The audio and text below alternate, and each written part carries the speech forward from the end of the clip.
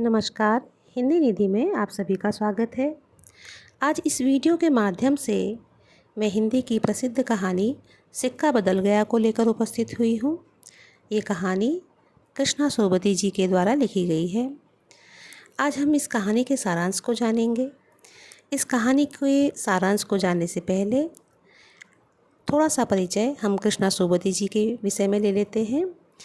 हिंदी की महिला कथाकारों में कृष्णा सोबती जी का प्रमुख स्थान रहा है।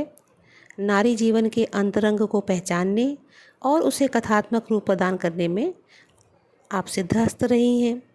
देश विभाजन के उपरांत लेखकों की जो नई पीढ़ी सामने आई, उसमें कृष्णा जी ने बहुत जल्दी अपनी पहचान बना ली।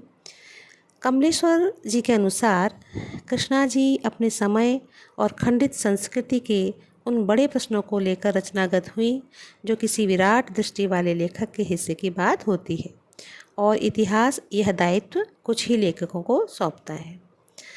सिक्का बदल गया भारत विभाजन की त्रासदी पर आधारित एक ऐसी मार्मिक कहानी है जिसमें विभाजन काल के समय हिंदू मुसलमानों के बीच सदियों से चले आ रहे भाईचारे के संबंधों की धड़कन को रेखांकित किया गया है।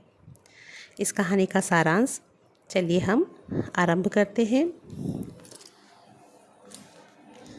कहानी की मुख्य पात्र साहनी एक विधवा महिला है जो अपने पति साहजी की मृत्यु के बाद अकेले हवेली में रहती है।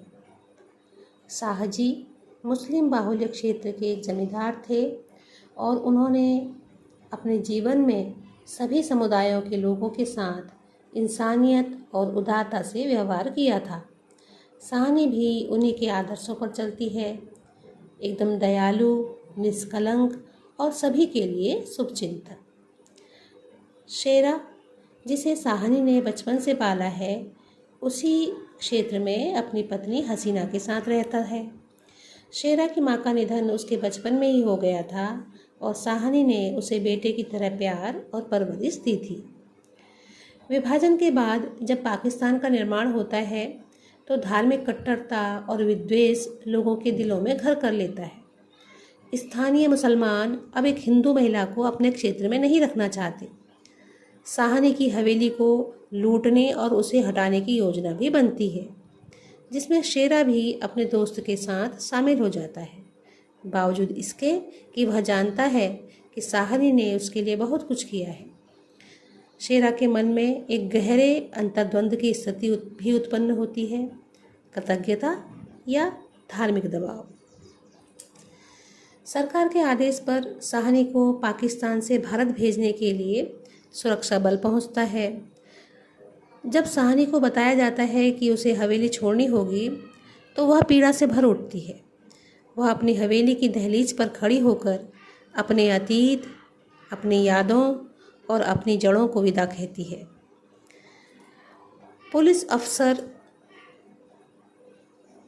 दाऊद, जिसने कभी साहनी के पति से उपकार पाए थे, उसे सलाह देता है कि कुछ गहने साथ ले जाए, लेकिन साहनी यह कहकर इनकार कर देती है कि यह सब कुछ तुम लोगों के लिए ही है, मैं कुछ नहीं लेकर जाऊंगी।